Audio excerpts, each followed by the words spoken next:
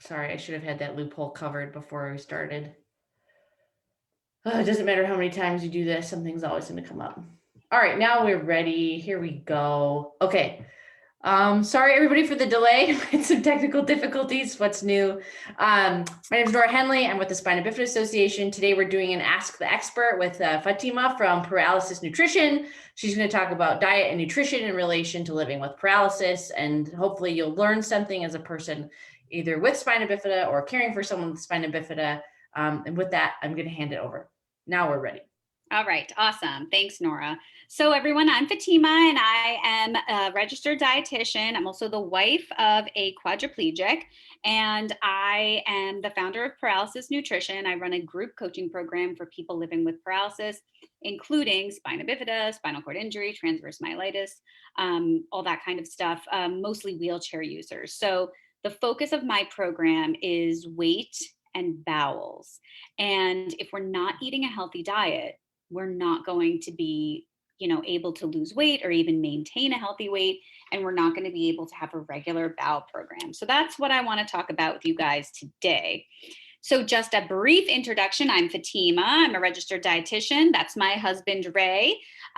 We also have 2 little kids and we live here in New York. My mission with Paralysis Nutrition is to empower people who are wheelchair users or living with paralysis to take control of their weight and bowels using real food. I don't prescribe any trendy diets. I'm not here to tell you to stop eating your favorite foods. My philosophy is that all foods can fit into a healthy diet. And my main goal is for my clients to feel good in their bodies and avoid future health complications. So today we'll talk about paralysis and weight loss. What does a healthy diet look like? And a bit about bowel health and then lifestyle changes. So 65% of people with spinal cord injury in the United States are obese. And I don't have numbers for spina bifida, but I have had many clients with spina bifida. And I feel like with spinal cord injury, for example, it's not something that's at birth. So it's like after you are injured, you may gain weight. But with spina bifida, I find that it's much more of a gradual process. And there's many reasons why people with paralysis have issues with weight. So obviously, having a lower activity level is a big part of it because as a wheelchair user, activities of daily living don't burn as many calories. Body composition. So if you are a person living with paralysis, you have lower muscle mass, which means that your body burns less calories at rest because it's higher in fat than it is in muscle.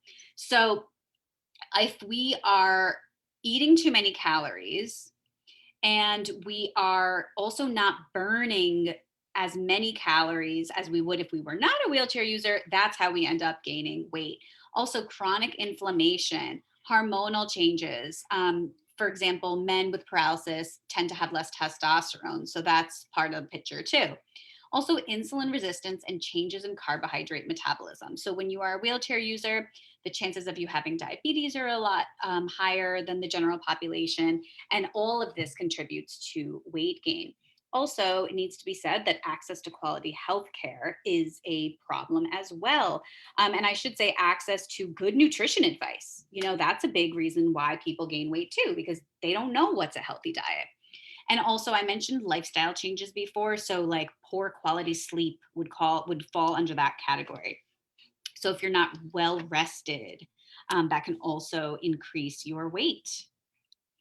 So why does weight actually matter? Other than wanting to look a certain way, weight has a lot to do with our health, right? So when you gain excess weight, you have a higher risk of things like heart disease and diabetes. And I'm not going to go through the whole list, but you can see, it's a lot of pretty serious health issues. And this is all related to your weight. And your weight, yes, it has to do with activity level, but it has so much to do with your diet. And when I say diet, I don't mean we're going on a diet. I mean foods that you eat. A diet is what you eat, not it shouldn't be what you don't eat. So all that being said about weight, why, wheelchair users, people with paralysis gain excess weight, and then why are those, why is it bad, right? So we went over that. All that being said, I do not prescribe dieting, meaning cutting out food groups or cutting out foods or restricting ourselves. That's not going to work. Studies have shown time and again that these restrictive diets fail. 95% of people who lose weight from a restrictive diet are going to regain that weight or more than they even lost within 5 years. I also just personally believe through my professional experience that diets make people depressed, miserable, makes them cranky, and can also lead to malnutrition, especially when we start cutting out food groups.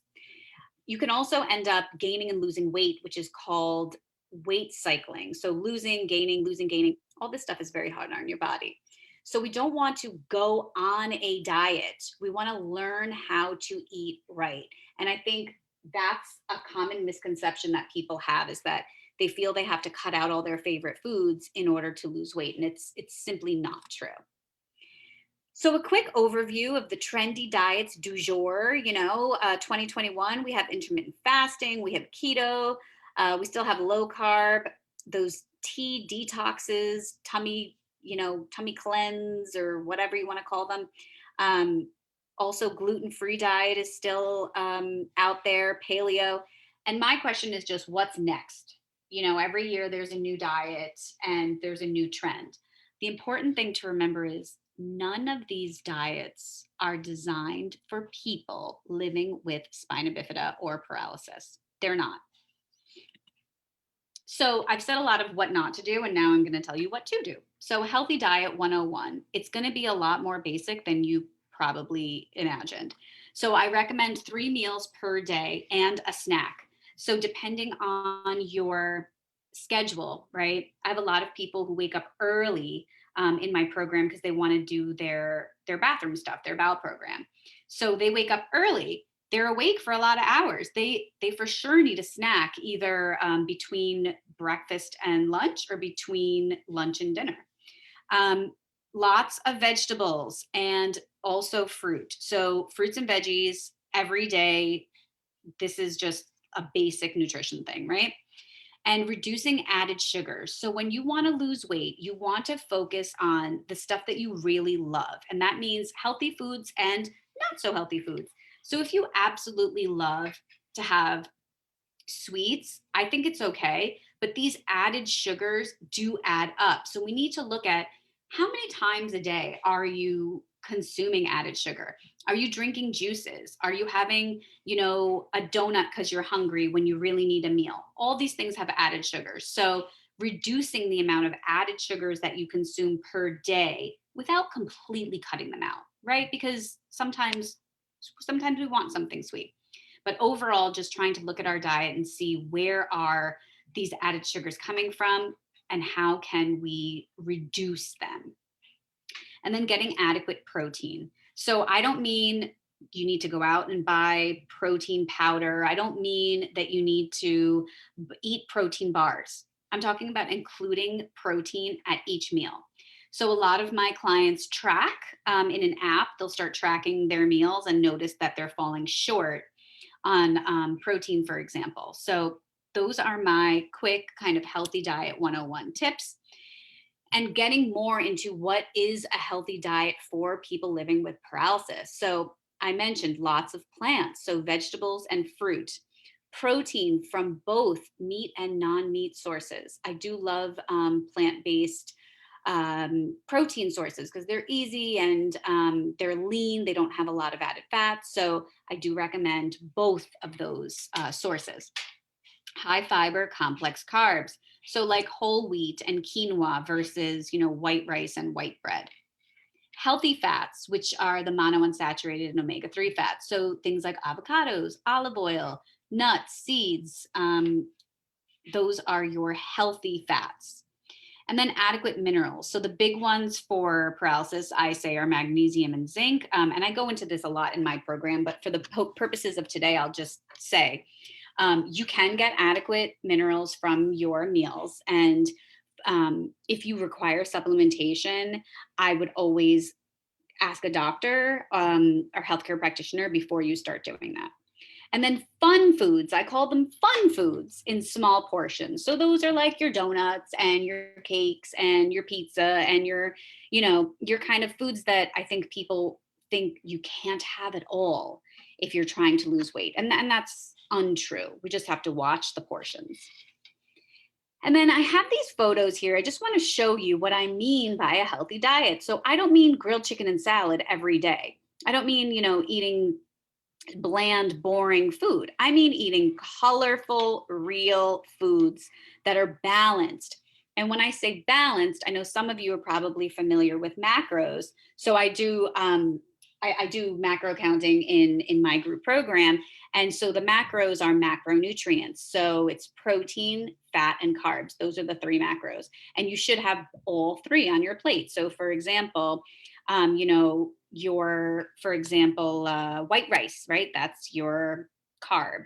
And then your chicken would be your protein. And then avocados are a fat. So these are just some examples I wanted to just show as inspiration to let you know that weight loss does not have to be this really boring thing. You don't have to buy diet shakes. You can eat real food. And these are what I would kind of recommend as balanced meals.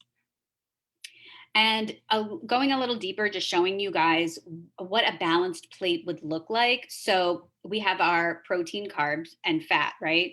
So for weight loss, I do recommend a half plate of vegetables. And vegetables are, obviously, we all know we should eat our veggies. But when I say vegetables, I'm not referring to the starchy vegetables. So like potatoes, peas, corn, sweet potato, things like that. Those I refer to as starches. So don't think a half a plate of potatoes. That's not what I'm going for. But so your non-starchy vegetables are here, your protein is here, and your starches are here. Now, the fat is the other macro. And so usually it's not on the plate. It's usually something like an oil or, it might be nuts or something. So I didn't really show it on here, but you can imagine that there's healthy fat here. And then some examples of unbalanced meals. So I think it's good to kind of go through these examples because I think they're really common examples of what people eat, in the real world. So you might think this is like, wow, Fatimah, this is so healthy. Why did you put that here? The reason I put it here is so there's salmon and there's asparagus. Wonderful. Great. You got your veggies, you got your protein, but you're missing a carb here. And so if you eat like this, bless you, wonderful. But how long can you eat like that? Like I would like a little rice here, maybe some potatoes, maybe some fruit for on the side or something, not on the plate. But I just show this because I think when people want to lose weight, they go too extreme and they start cutting everything out. So the reason that I included this very healthy looking meal is because it is unbalanced. It's missing a carb. And then here we have sort of the opposite. So you have this like triple decker sandwich, very common, I think, order for a lunch. And so the reason that it's unbalanced is because there's 3 pieces of bread. So that's really, really high in carbs, 3 pieces of bread, for one meal. So that's why I put that there. Yes, there's protein and that's great. And there's veggies here too, but it's unbalanced because it's high in carbs. And then spaghetti, right? Everyone loves pasta. Spaghetti is great. I made it for dinner 2 days ago, but a big bowl of spaghetti with only sauce, that's only carbs. There's no healthy fat and there's not protein. So that's why it's unbalanced. That does not mean don't eat spaghetti. That means you need to have a protein here and some, source of healthy fat. And then some more unbalanced examples. Now, I love a burger and fries, but we just need to call it like it is and say, hey, this is really high in carbs because French fries and the top of the bun and the bottom of the bun, these are all carbs, right? It's also high fat because this is fried and this is red meat. It's also high calorie. So the reason it's here is not, again, it's not don't eat a burger and fries. It's notice that when you eat a meal like that, it is unbalanced because it's super, super heavy in basically, everything, protein, fats, carbs, calories, everything. And then these two, people always get confused as to why I would put these here, because these are super healthy foods. You know, a fruit salad is wonderful. The only reason it's unbalanced is because it's all just carbs. So if you were to have fruit for a snack, I always recommend people, clients of mine, to pair this with either some nuts or a cheese stick, something, because I could eat, 2 cups of fruit, right, for a snack and feel sort of full, but it's all carbs. And it's better to balance with some healthy fat and protein. And then the other example, which is such a healthy salad, it's like a Greek salad with some feta and olives. The reason it's unbalanced is because this is like a side salad. You wouldn't want to eat this for a meal because there's no protein. I had a client the other day tell me, I've been eating a salad for lunch every day and I'm so starving by like 2 o'clock. And I already knew before I even asked the question, did you put protein in the cereal, in the salad? And of course the answer was no. So yeah, I mean, in order to feel satisfied, we need to have proteins, fats, and carbs in each meal. And that will prevent us from overeating at our next meal or reaching for something unhealthy. And like I said, I really do believe that all foods can fit into a healthy diet, but there are certain foods that I do believe that we need to be really careful with. So nothing's off limits, but the frequency, how often we eat these things, is going to determine our weight, right? So if we eat fast food every single day, guess what's going to happen? You're going to gain weight. If you eat fast food once a month, no, that's not going to cause weight gain. So you see, it's not the food, it's the frequency. So, and the portion, of course. So like other examples, drinks, desserts, takeout, fried foods, these are all what I would say are kind of sometimes foods. Like they're okay sometimes, but I went to the Dunkin' Donuts a few weeks ago. I couldn't help it but look at the menu. Some of those drinks have 600, 700 calories in them. For a coffee drink, it's just too much, sugar and cream and all that kind of stuff. So it's all right sometimes, but if you're ordering one of those types of drinks every single day, it's something to think about. With the sweets, if it's something that you have a few times a week, there's nothing to really discuss. But if you're eating half a pint of ice cream every day, that's something to consider. Takeout is a big issue, I think, with my clients because they mostly all work full time, and so it's not easy, to prep and cook and all that. And we work on that, but my thing with takeout is you should plan, right? Like in my family, we have takeout every Friday. We look forward to it, but we're not ordering takeout 4 times a week because if we did that, my husband, who's quadriplegic, would definitely gain a lot of weight.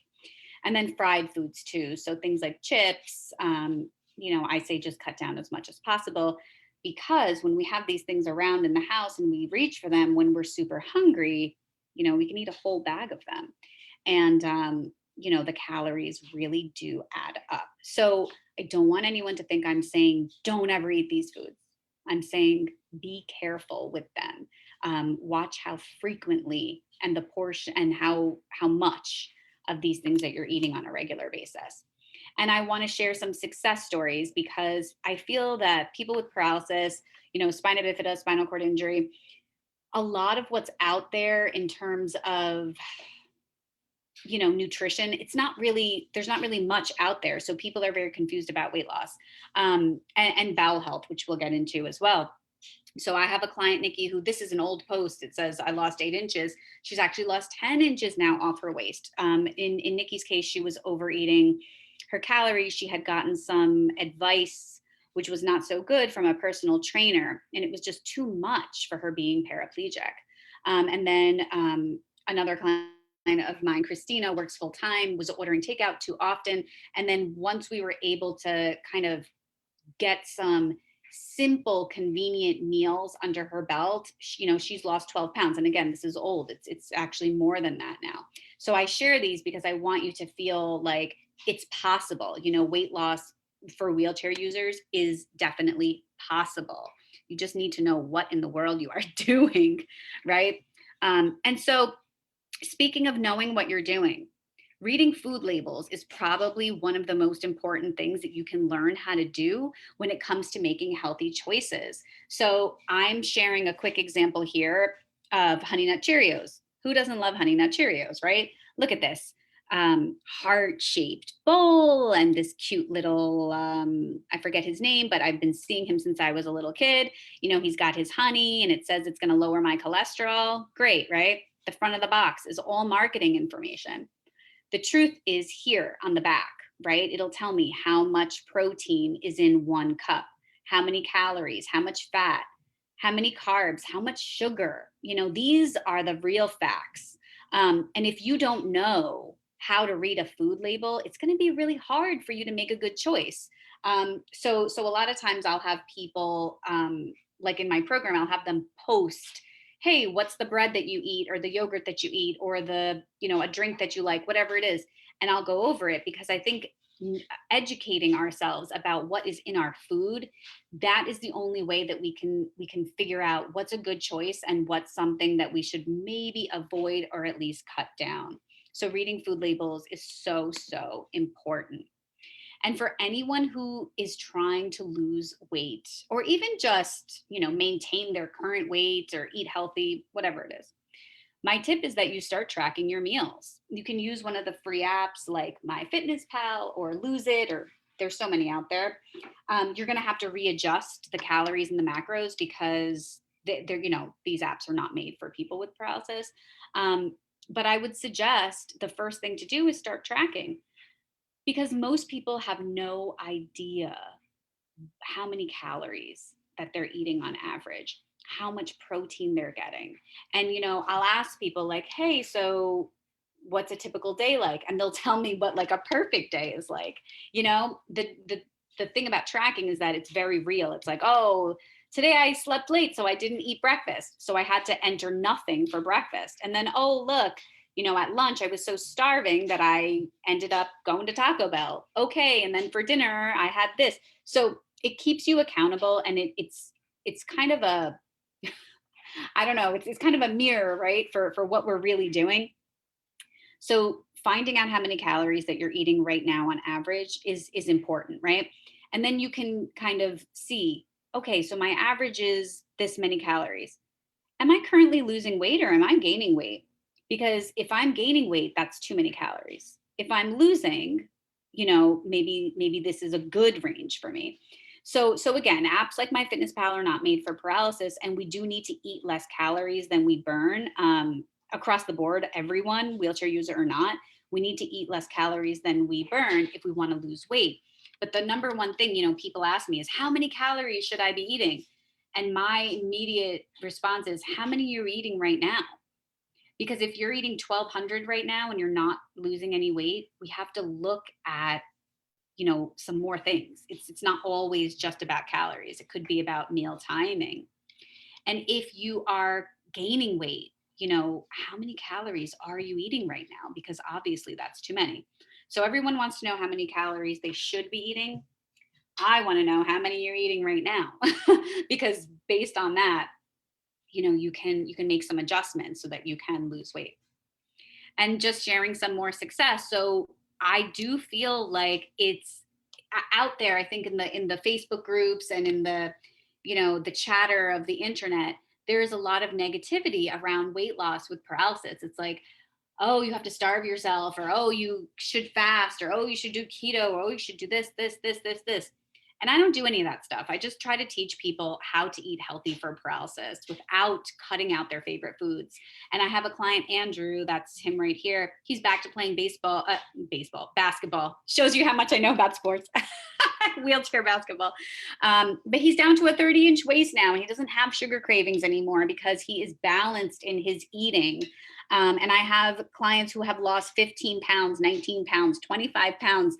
And of course, it's hard for them to weigh themselves, but when they are able, whether it's, you know, at a doctor or it's at PT, or my client Anthony was able to, he got like a new wheelchair and they were pressure mapping his cushion, and he messaged me to say, oh my God, I lost 25 pounds, you know? So it's not always possible to weigh yourself, but I gave this example because Andrew, he was actually using a measuring tape. So if you are if you are not able to weigh yourself, you can measure your waist and kind of judge your progress from there. So weight loss with paralysis is possible if we can change our eating habits and be, more aware of what it is that we're eating and what it is that we need more of and what we need less of. So it is a fact that, and this is not just for paralysis, this is for, I think, the whole world. Most people eat too many carbs, way too many carbs, and they don't eat enough protein and fiber. So for paralysis, you do want to eat enough protein so that you can maintain your muscle mass.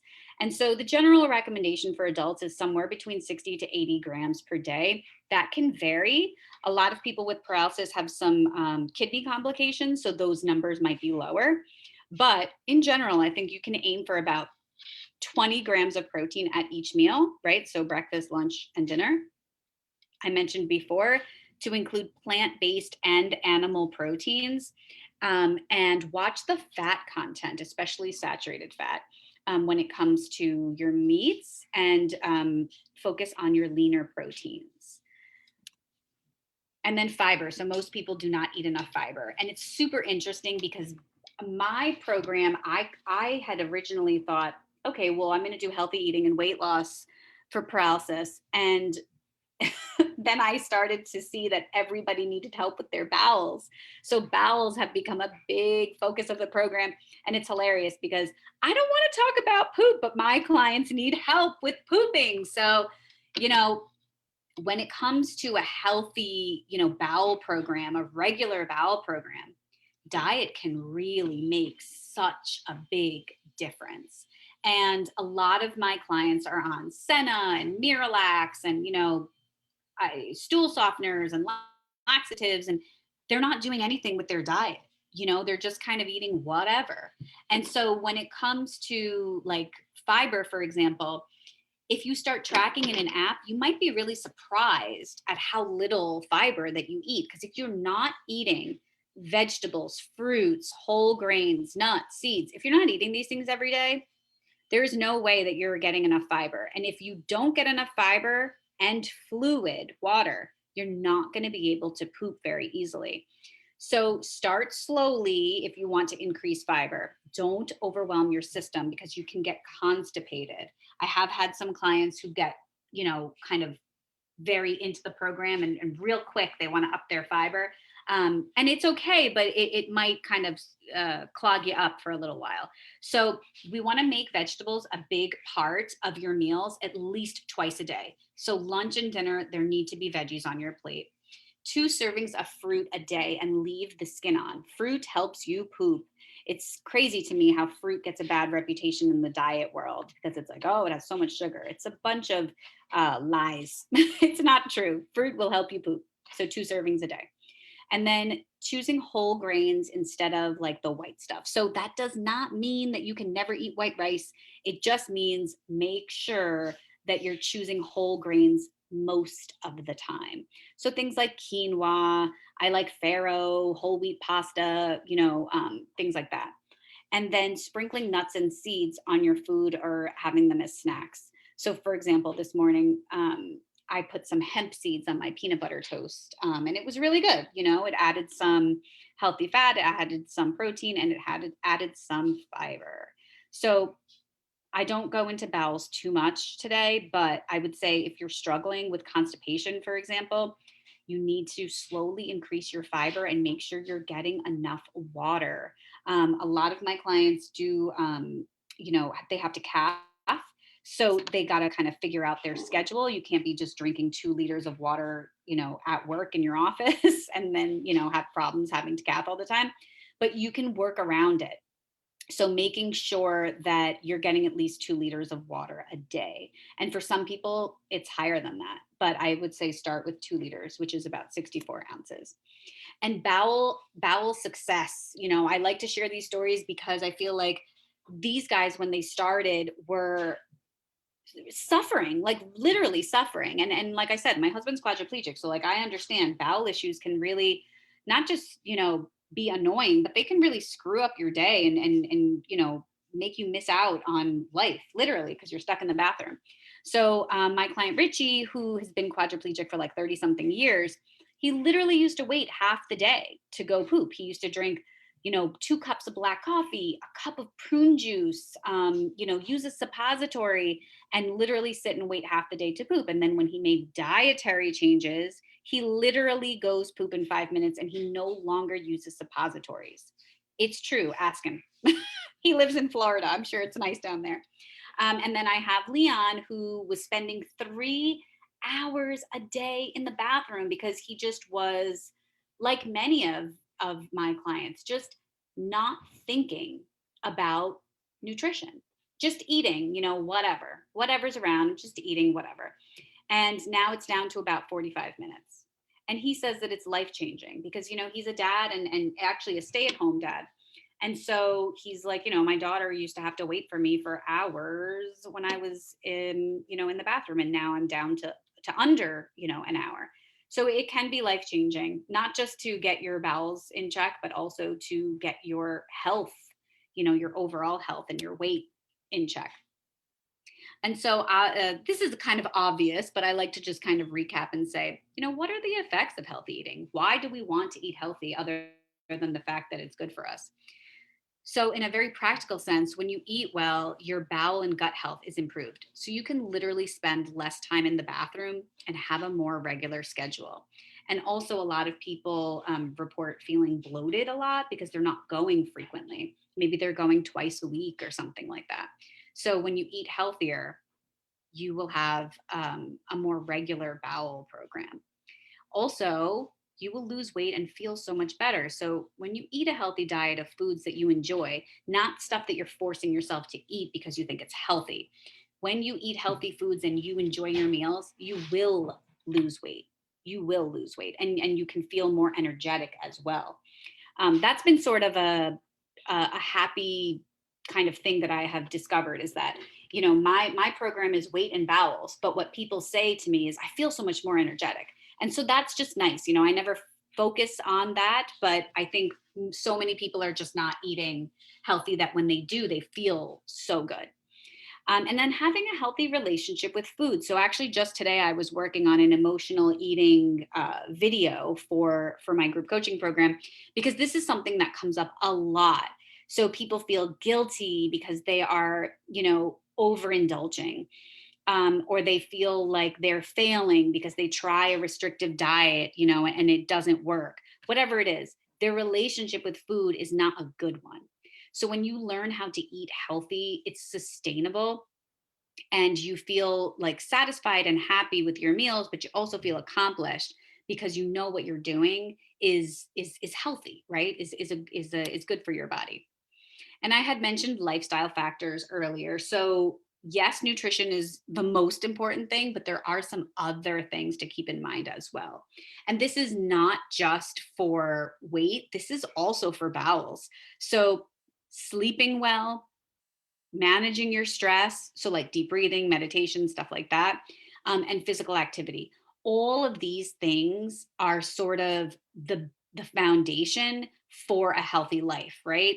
So you can't feel good if you don't, you know, manage stress or sleep well or do your stretching or any sort of activity. You're not going to feel well.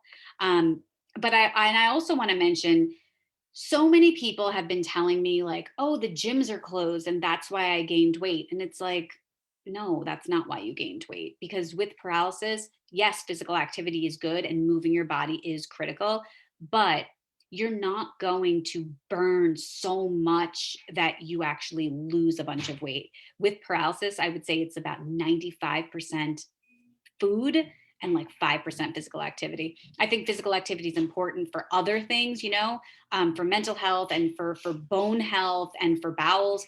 But in terms of you wanting to lose weight, I think that the most results are going to come from what you eat. People don't like to hear that. But anyway, so that's my presentation, you guys. I'm going to take some Q&A. We have plenty of time. If you would like to follow along on social media, on Instagram, I'm at paralysis.nutrition. And on Facebook, the same, Paralysis Nutrition. I have a newsletter that you can sign up for on my website, paralysisnutrition.com. I give away recipe books, and I keep you guys kind of in the loop of what's going on with the program and new offerings and things like that, including I have the Paralysis Nutrition program. And so you have a 6-week option or a 3-month VIP option. We have weekly Zoom calls. I do meal plans. I had mentioned my educational videos earlier. And there's also a private Facebook group for support and accountability. So the focus of the group is really on weight loss and regulating your bowels. But we do go into other stuff as well. So, how do you do that? You do that with meal planning. You do that by counting calories and macros and things like that. So that's the program. And if you wanted to book a discovery call to learn more, you can go to my website, scroll to the bottom, fill out an application. It's really quick. And then you can choose a time for a free discovery call, Zoom call. And then there's also the Paralysis Nutrition Cookbook. So it's 101 recipes to help you lose weight and improve bowel health. Also comes with a bonus 30-day sample meal plan. And you can grab that at paralysisnutrition.com/cookbook. I think for people who are new to me, who've never heard of me or maybe are curious, I think the cookbook is an awesome place to start. There's an introduction with my top 10 tips for people living with paralysis if they want to lose weight and improve bowels.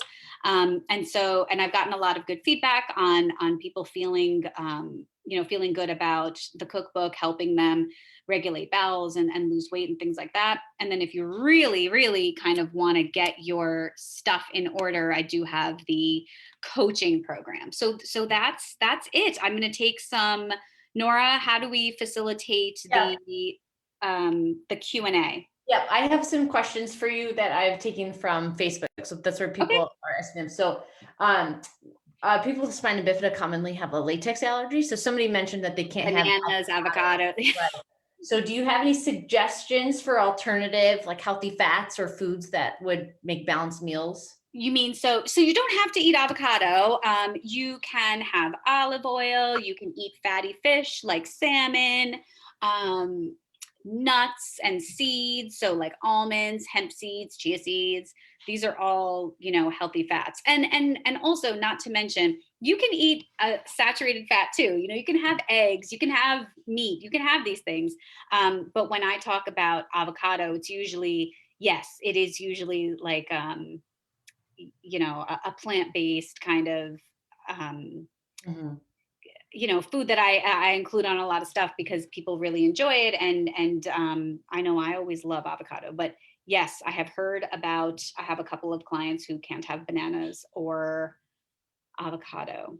Yes. For anybody who does need a list of foods that like full foods with latex that contain latex, the Allergy and Asthma Association has a really great list. I think we have one as well, but probably not as good as theirs, to be honest. Okay.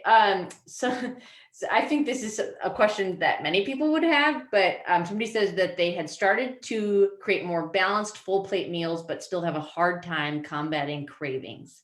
What would be an easy way to combat cravings? So I think, I would have some follow-up questions, but I know we probably can't do that. So when you have cravings, I think it's important to identify like the pattern. So is it, when you try to create a balanced plate, I think without seeing what you're actually eating, I would question if it was balanced, like for example, I showed the salmon with the asparagus, like that's like the typical, what a diet would look like. And so if I had to eat like that, I would definitely be craving sweets because I cut my carb, right? So if you think that you're creating balanced meals, put them into an app and see if your macros are actually balanced, because a lot of people, I think, are doing their best with what they know, but most people have not received formal nutrition education. Right? So if you're having cravings, I would try to sort of identify, what are these cravings? Are you craving sugar? And if you're craving sugar, what time? And are you trying to cut those foods out completely? Because when we completely cut out foods, we tend to eventually later overeat them or even binge eat on them, because we miss them. We want to have them. And so my advice would be start tracking your meals and seeing, are you getting enough carbs in the day? Because a lot of people, I think, kind of go too extreme, and they may be kind of missing some, missing some macros Yeah. in the day. So that would be step one, right? Identify, are you really balanced, or do you just think that you're balanced? And then the other thing would be identify the patterns. Like, is this emotional eating? Because cravings a lot of times are habit. So I have people who, for example, are used to eating sweets every single night. And that's just, I think, a habit. But we call it a craving, but it's just a habit. It's like you grew up doing that. Um, and Nora and I, we were discussing how spina bifida is a little different because it's from birth. And with people with spinal cord injury, like my husband, for example, I know his family would try to comfort him a lot, with food, for example, like sweets. And it was a big point of contention, like when we got married, I just was like, you guys, you got to stop bringing the stuff over. And I see it a lot in my program. People just kind of trying to help the best that they can to make their family member kind of happy. But it is often with unhealthy foods. So just something to be, I guess, aware of. Yeah.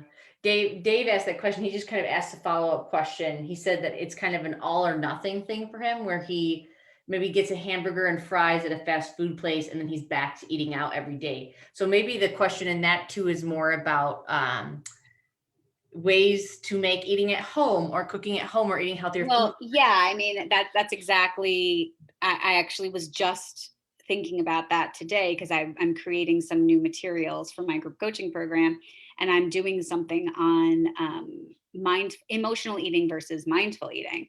And so one of the things that I wrote was like, what not to do, when you overeat or when you binge, is say, screw it. I already messed up, so I'm just going to keep going. So that's what's not to do.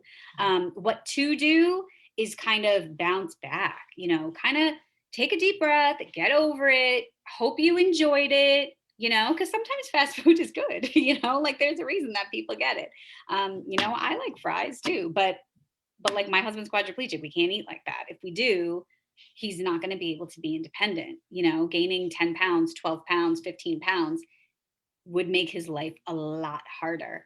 So the all or nothing mentality comes from a diet mentality. So I would say if you are getting to this pattern of like, I eat healthy, but then the one time that I eat out, then I'm just like, screw it. You need to, again, I think just look at your patterns and say like, wow, I keep doing this. Why do I keep doing that?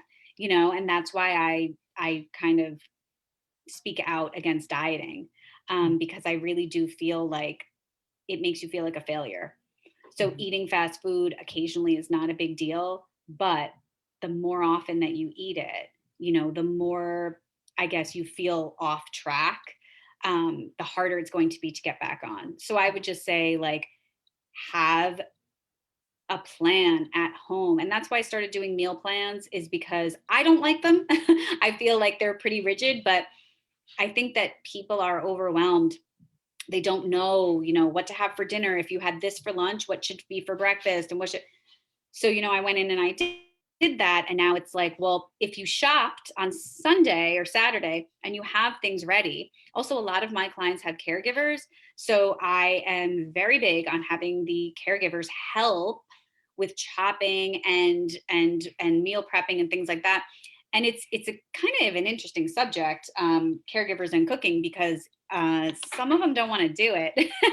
And I don't really care because it's a job and it's part of your, your activities of daily living. So if they can help you with certain things, they can help you with other certain things.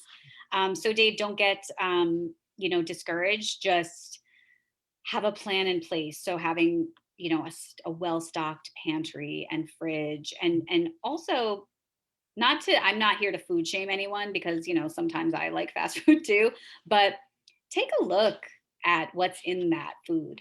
Just take a look, read the food label, see how many calories are in a Big Mac. Yeah.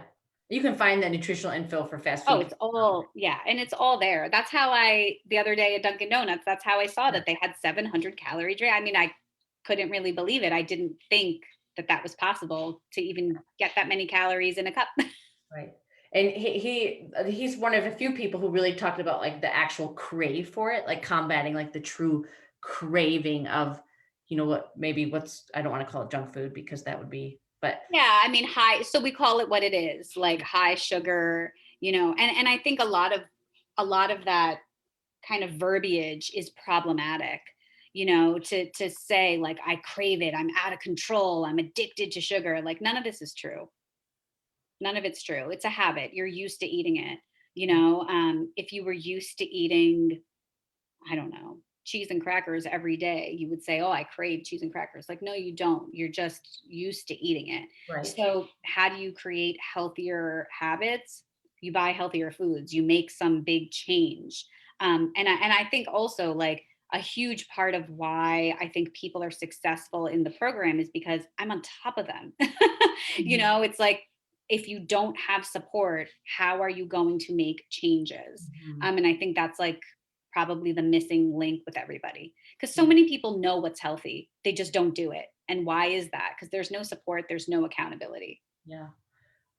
Yeah, it makes me think of people who are used to eating out on weekends, that even if they try after like so many weekends of eating out or ordering, like Friday is your fast food night, that you can't not do that after a certain point in time. Like your body tells you it's time for fast food tonight. Like I'm going to order that pizza night.